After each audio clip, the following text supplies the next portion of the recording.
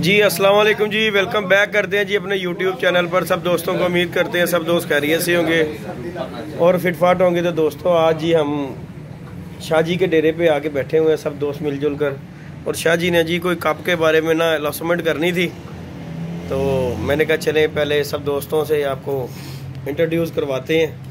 ये सब दोस्त है, हमारी जो कबीना है माशाल्लाह जी बैठती है डेरे पे, ये सब इकट्ठे होके बैठे हैं। शाहजी हैं हमारे, उस्ताद लतीफ़ है, चाचा शौक है, उसके बाद अंसर भाई हैं, ज़फ़र भाई हैं, माजिद भाई हैं, मक्खन उस्ताद है, उधर ज़फ़र भाई, अली जट है, और जी ये आसफ साहब, अपना नाम तो सोचो भाई, और जी ये हमारे शाहजी हैं।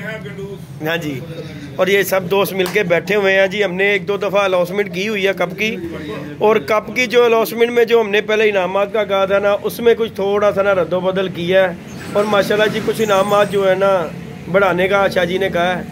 तो मैंने कहा चलें दोस्तों के साथ वीडियो शेयर करते हैं। पहली दफ़ा धर्मपुर है मुस्तफ़ाबाद में जिस तरह का कप उड़ाया जा रहा है, जिसमें इनाम ही इनाम है। 9 इनामात शाहजी होंगे इंशाअल्लाह जी। सब तो पहले तो अस्सलाम वालेकुम जी। वालेकुम सलाम।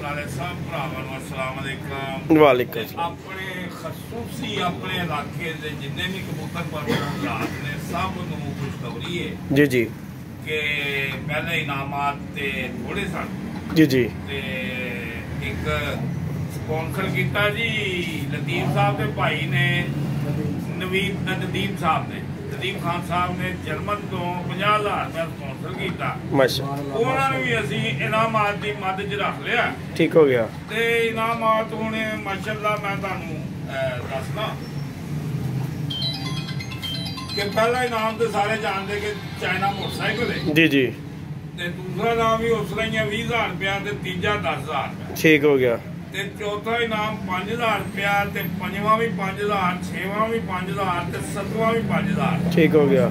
ते हाई परवाल 8वां इनाम जी 7,500 रुपया। ठीक हो गया। ते 9वां इनाम बहादुर बच्चे का 7,500 रुपया। ठीक हो गया। यानी कि तमाम अपने धर्मपुरे के मुस्तफाबाद के जिहड़ा साडा एरिया कप उड़ना जी जी, तमाम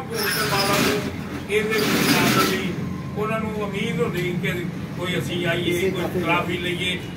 देखो पैसे आने जाने वाली चीज है, बड़े पैसे कबूतरबाजी से भी लग जाते हैं, लेकिन 10-12 बंदे और इस तो अलावा भी इंशाल्लाह एक दो दिन एक दो इनामा दे होर इनाम असी करांगे वधावांगे अल्लाह की मेहरबानी ना। लेकिन मैं सोचना कि ये साडे इलाके एरिया वाइज जो इनामात ने जी, इस तो पहले मेरा नहीं ख्याल के इस तरह के इनामात दिते गए। नहीं माशाल्लाह शाहजी बड़े इनामात ने, बहुत इनामात हो गए ने। खसूसी फिर मैं नाल लेना नदीम खान साहब का जिहड़े जर्मन होंदे ने, लतीफ साहब दे भाई जी जी, उन्होंने 50,000 स्पॉन्सर किया सी जी जी, ते दुनिया ने इंज कर दी कि स्पॉन्सर आया ते रख लिया जे मुंडे दे नाम जिहड़े लिखे ने वही लिखे ने। लेकिन जिहड़ा सानू स्पॉन्सर 1 रुपया है ना, असी ओहदा नाम लैके बंदे दा जी जी, और उन्होंने इनाम जिन्ने उन्होंने लिखाए ने उन्होंने असी इनाम जेहड़े अनाउंस कर दित्ते। ठीक हो गया। यानी कि जी माशाल्लाह माशाल्लाह शाहजी 9 इनामात दिते जाने ने।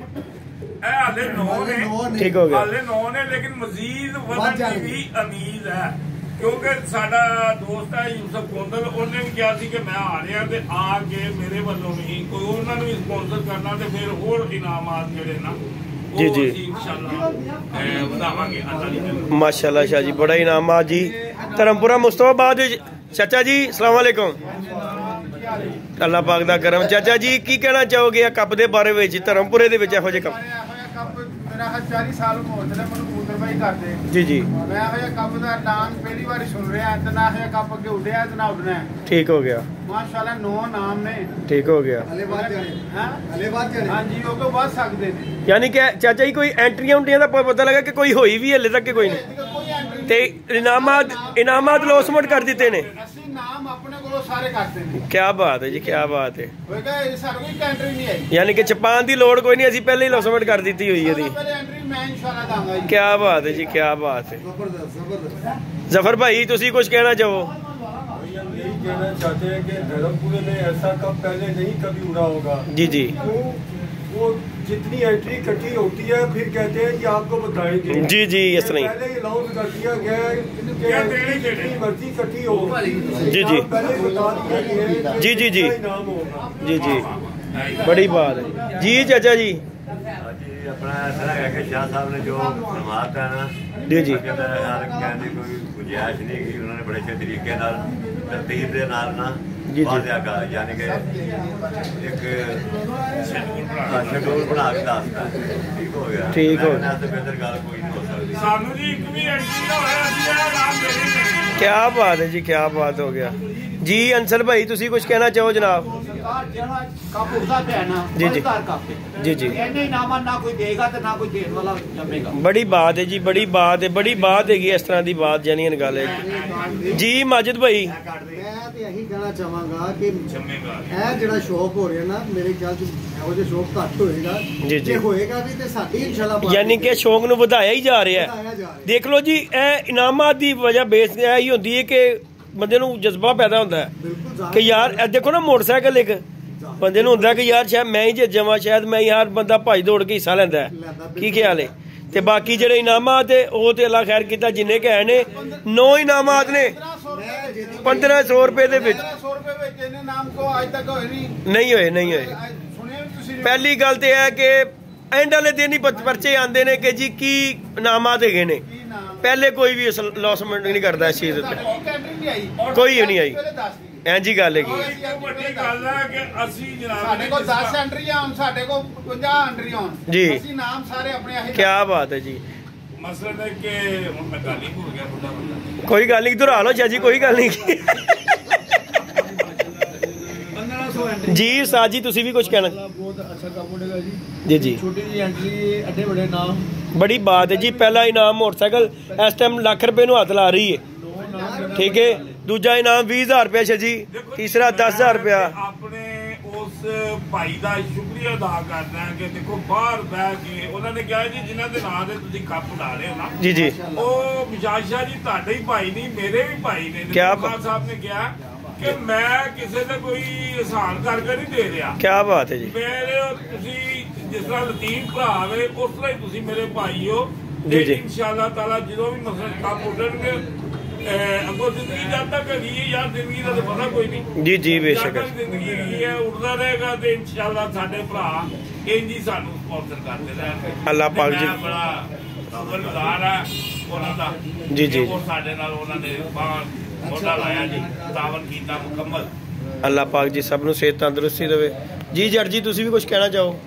ਮੈਂ ਹੀ ਕਹਿ ਰਿਹਾ ਕਿ ਜਿਸ ਤਰ੍ਹਾਂ ਭਰਾ ਨੇ ਸ਼ੌਕ ਕਰਾ ਰਹੇ ਨੇ, ਕਬੂਤਰਬਾਜ਼ਾਂ ਭਰਾਵਾਂ ਨੂੰ ਚਾਹੀਦਾ ਕਿ ਸਾਫ਼ ਸੁਥਰਾ ਸ਼ੌਕ ਕਰਨ जी जी, ਤਾਂ ਕਿ ਕੋਈ ਵੀ ਮਸਲਾ ਵਗੈਰਾ ਨਾ ਬਣਨ, ਨਾ ਕੋਈ ਇਹਨਾਂ ਨੂੰ ਪਰੇਸ਼ਾਨੀ ਹੋਵੇ। जी जी, ਤੇ ਕੱਲ ਨੂੰ ਇਨਸ਼ਾਅੱਲਾ ਤਾਲਾ ਸ਼ੌਕ ਵੀ ਜਿਹੜਾ ਹੋਵੇ, ਕੱਪ ਵੀ ਉੱਡੇ, ਸਾਰਾ ਸਾਫ਼ ਸ਼ਫਾਫ ਕੱਪ ਉੱਡੇ ਵਾਪਸ। इंशाल्लाह जी इंशाल्लाह। ਚਾਚਾ ਸਾਡਾ ਹੈ ਨਾ ਸਾਫ ਸ਼ਫਾ ਸਭ ਨੂੰ ਕਰ ਲੇਗਾ ਅੱਲਾ ਦੇ ਹੁਕਮ ਨਾਲ।